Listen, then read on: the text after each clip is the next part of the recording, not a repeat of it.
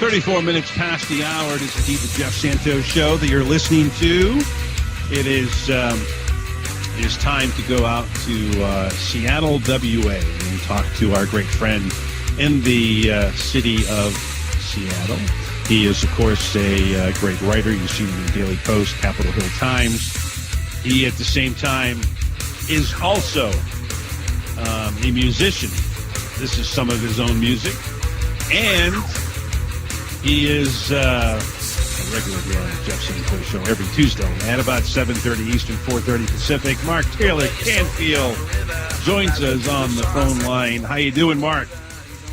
Hey, Jeff. I'm a little sleep deprived after playing music half the night, but I'm sitting here in my studio surrounded by guitars and other instruments, so I'm in my happy place, as they say, and surrounded by people and things I love. I have to admit, Jeff, I have a soft spot in my heart for beautiful electric guitars, so I just bought what I call my new cherry red shredder. It's a gorgeous Strat-style guitar, and I'm totally in love, so I'm actually writing a song about my guitar, believe it or not, but I just can't help it. I have a dozen other guitars, but she is very special to me right now. Just don't talk about it in front of your girlfriend. I think you may have some issues there. But otherwise, I hear you, my man. Guitar is a wonderful thing. Yes. Well, let me ask you this. We'll start off with the fun stuff. So Seattle's got a hockey team, and you're looking for a hockey name. What's the hot name right now? Well, there have been many suggestions. A few of them have actually gotten past the first round. They were thinking about calling them the Fighting Gooey Ducks, which, I'm sure nobody in the rest of the country knows what a gooey duck is, but it's actually a huge clam, which is really tough and kind of hard to eat. But it was the mascot for my college. One of my colleges, the Evergreen State College, one of my alma maters. So not the most exciting name, the Fighting Clams is basically what that's about. But also the Seattle Sasquatches, the Seattle Grunge, which I kind of like and has a guy playing electric guitar on it. The Seattle Cascades, a lot of new names too that are coming up, but it looks like what I was interested in, was giving some credit to the native tribes around here and the First Nations folks. So I'm hoping that they will choose the Skookums or the something that has something to do with a local tribe. I think that would be really important. Now, they once had a junior A team, I think it's still there, called the Thunderbirds. Is there any thought about bringing that name to the NHL? I haven't seen that. I've seen the Seattle Emeralds and the Steelheads and the Sockeyes and the Metropolitans. That's an idea that they're thinking about bringing back. Right, the first American franchise to win the Stanley Cup in 1917, correct? Correct, and what's happening is that the Seattle Times is helping to facilitate the contest to choose the name. And so Metropolitans and Sockeyes breezed through the first round, while the Totems and the Steelheads just snuck through. So each winner is now pitted against one of the editor's picks. And this is sort of an unofficial contest, but it's trying to influence the decision. And it's so the editor's picks from the Seattle Times are the Grunge, which is my favorite, the Cascades, the Pilots, and the Fighting Gooey Ducks. So you can still vote in round two through September 24th at the Seattle Times website.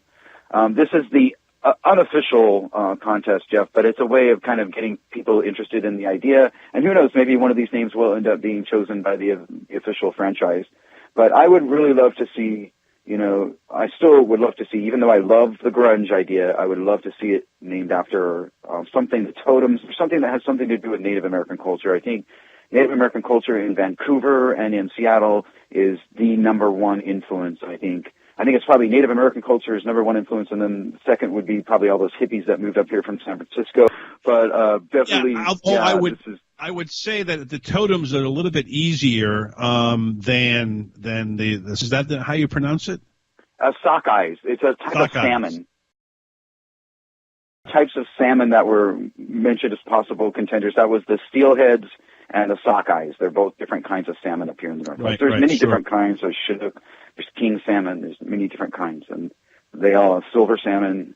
And I've been out, on the Pacific Ocean and Puget Sound and seen a lot of these fish, and they migrate at different times. So, if you're in the Northwest, you know what a gooey duck is and a Sasquatch and all this. But for folks in the rest of the country, they may not. Well, I also have an affinity because I was born in the '60s. That the Seattle Pilots were a baseball team before the Mariners, and that would be kind of cool.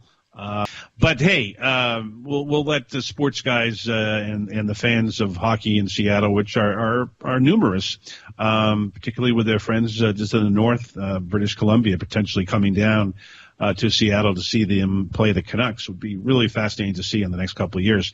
Another sports guy, Paul Allen, is involved and now in Seattle politics as we get back into the meat and potatoes of what we do here on the Jeff Santos Show and talk politics. He is funding a affordable housing project, some $46 million. Talk to me about that because, he has built the stadiums there, right? The Seahawks. Is that correct? Paul Allen owns the Seattle Seahawks, yes. Right. And he did get a huge subsidy from the state of Washington and Seattle and King County, Martin Luther King Jr. County, for that sports franchise. So, yeah, he has received a lot of support from the city. He also started the Experience Music Project, which later is now called the Museum of Pop Culture, or MoPop. And basically, he started the EMP as a place to house his Jimi Hendrix memorabilia collection because he's a huge music fan.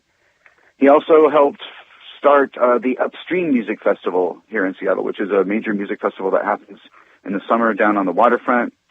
And so he's been an integral part of Seattle culture in terms of music, etc. In this case, he also has a brain institute for research into brain diseases here in Seattle. But he is the only, as far as I know, he is the only Godzillionaire, as I call them, who has stepped up recently and actually said, and I've said this many times, Jeff, to folks around here and to you that, we have some of the richest people living in the world living here in this area in Seattle. So it really would behoove them to help solve some of the social issues, social problems like mass homelessness that we have here. And I've complained that a lot of that money isn't going into affordable housing.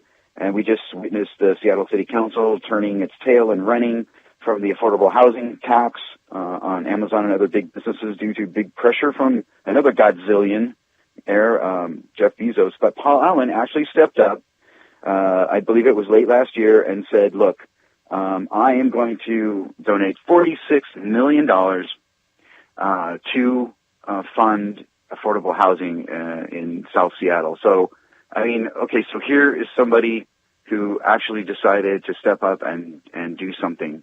And, I say kudos to him for taking a stand and actually deciding that out of his billions that, he could afford to throw a few million in the way of a major social problem for Seattle. It was the number one issue during the race for the mayor's office during the election last year with Jenny Durkin.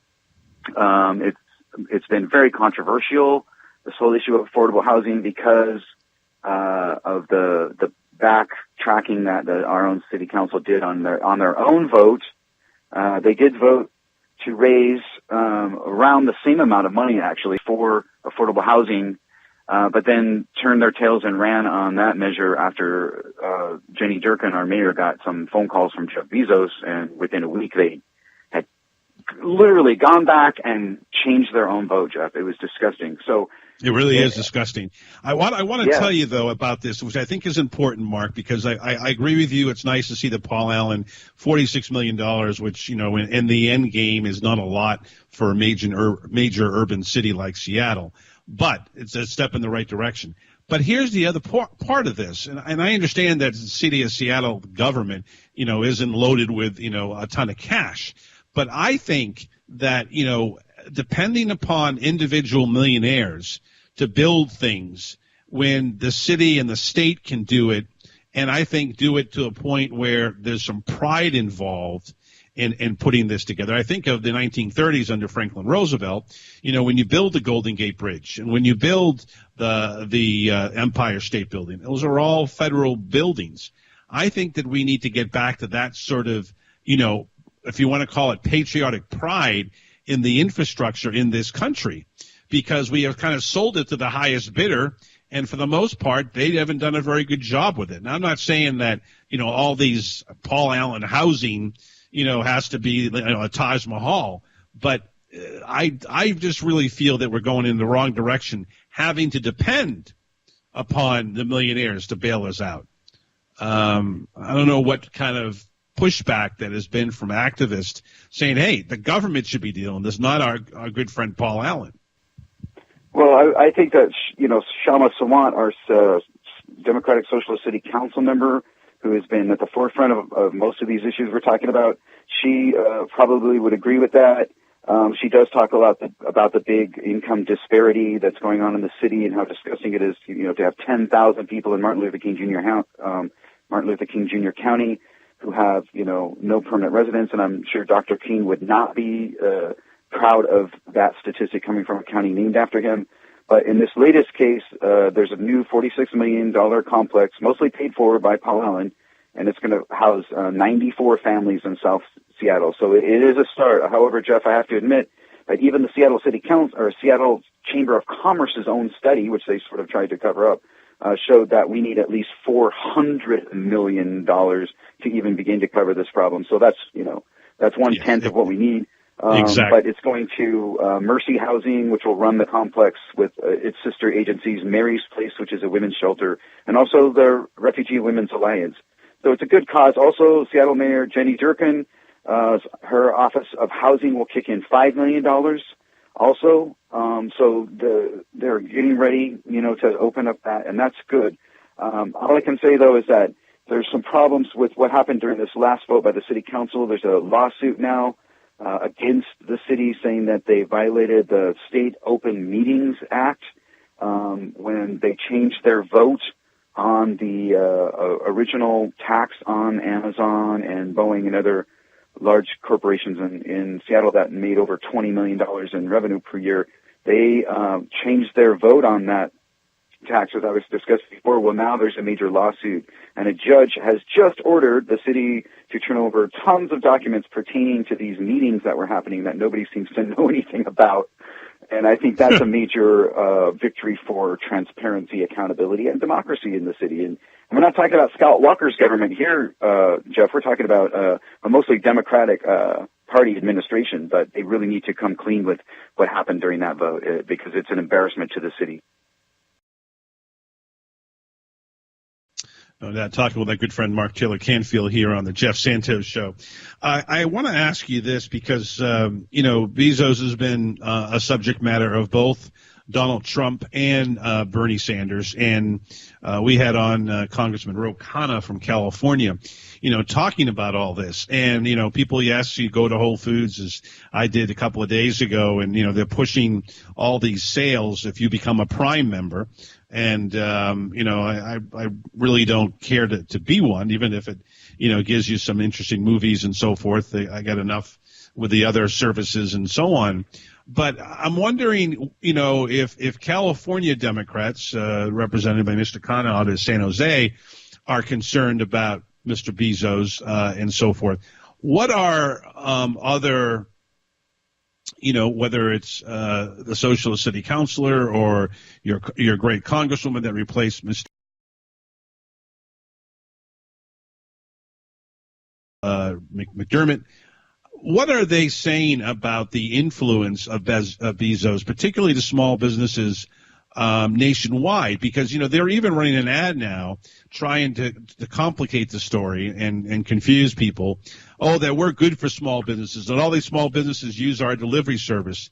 Well, that's all well and good. But the small businesses that didn't use to have to deliver things, they brought it in themselves.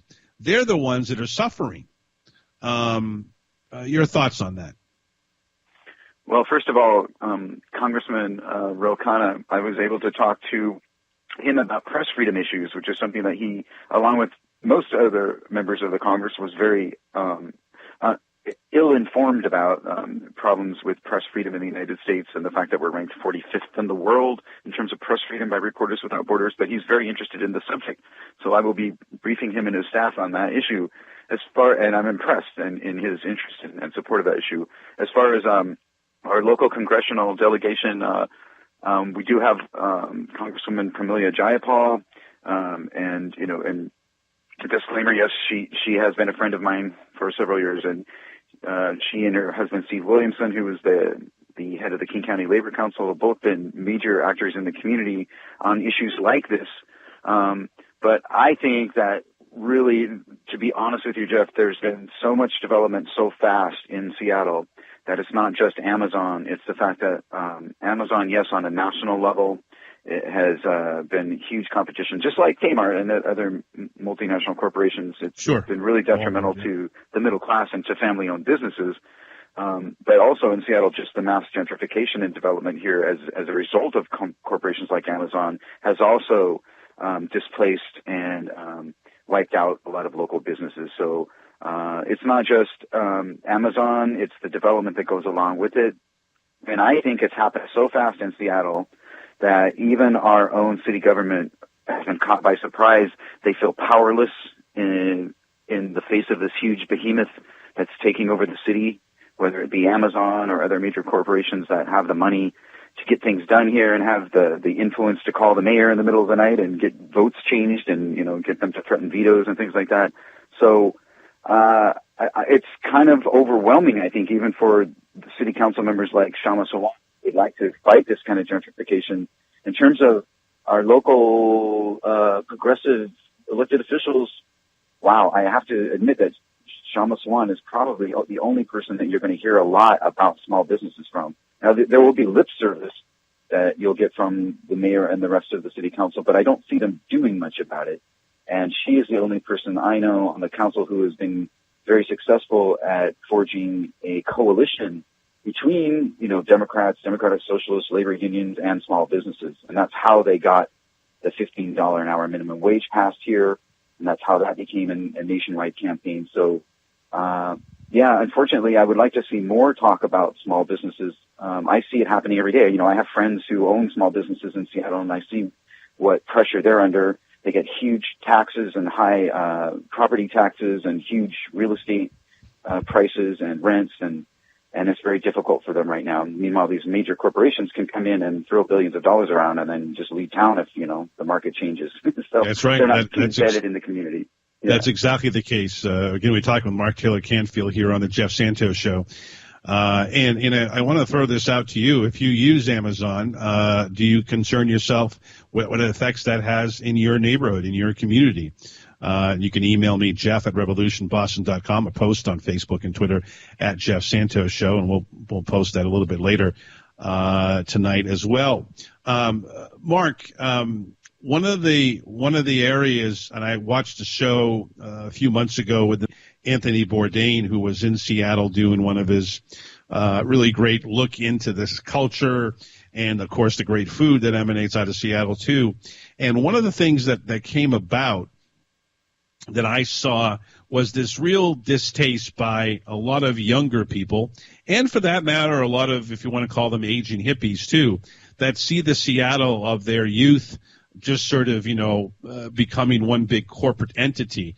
How much of that now comes into play when you have a situation where there are a ton of people who, are very frustrated with, with a lack of action by their city government? How is that, sort of made up the millennials about how they look at this? Is what I call them, the peaceniks that moved here during the 60s and have been such a part of the rebellious nature of this area. I mean, they are still a major part of the community and organize a lot of the major activist organizations here. I think, though, there's a link, and we've been talking about this at Democracy Watch News, where I'm executive director now. And we've been talking during our weekly press briefings about this phenomena that's happening not just in Seattle or Washington State, but across the country, where it began sort of the way we were looking at it as analyzing the situation was that sort of something happened during the Occupy Wall Street movement, when suddenly some progressives and even some people on the more conservative side, libertarians, got together and said, something's wrong here, and something smells rotten in Denmark, as Shakespeare would say, and we need to address it. Well, the politics of that were very complicated, and there was a resistance to even getting involved in national politics or even local politics. So that movement went somewhere else, and one of the places that energy went was the Bernie crap movement, and with Bernie Sanders, a lot of folks jumped on that. A lot of progressives and people, left-leaning folks in the Northwest jumped on that. And then we're sort of disappointed by, the course of the Democratic Party, and then, of course, by the election results, or the selection results by the Electoral College. So I think there's still a lot of mistrust in even the Democrats who are running things around here, and I think it's lending itself to more of that progressive, populist, grassroots sort of coalition building that we were talking about at Democracy Watch News, which has led to people like Alexandria Ocasio-Cortez and carriers, all sorts of people around the country here, Sarah Smith, Democratic socialists who are either independents or members of the Democratic Party who are trying to move things. There's also this group called Swing Left, which has been around for a while now, ever since the election, and it's been funneling millions of dollars into local campaigns. There's a lot of focus now on just knocking door to door, getting to know your neighbors, really becoming a part of the community as a political party, not just being there once every 4 years to ask people for money. And I think so the mistrust of our own government and its inability to deal with the gentrification and the overdevelopment and the massive rise in real estate prices and rents is just an indication to people that our system needs to be fixed, that it's not quite progressive or democratic or accountable or transparent enough yet. And we're fighting for that. I mean, that's what a journalist has to do, and that's what people who live in Seattle who believe in the old Seattle need to do. I mean, there's still a lot of great music clubs here, the Crocodile, Numos, the Showbox, which we're fighting to save right now, and so far successfully. Well, that's what we're going to have. I think if we're going to continue to have cities like Seattle and Chicago, Boston, some of these cities that have great not only music scenes but have a vibrant urban environment, and one that protects small businesses and protects the little guy in general.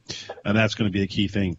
Mark, it's always great talking to you, my friend. We will be talking to you next Tuesday, and we'll let you know maybe at a newer or a earlier time as well, as we look to make some expansion news next week and by October 1st. So we'll let you know about that, Mr. Mark. Thank you for your time as well. And thank you, Jeff.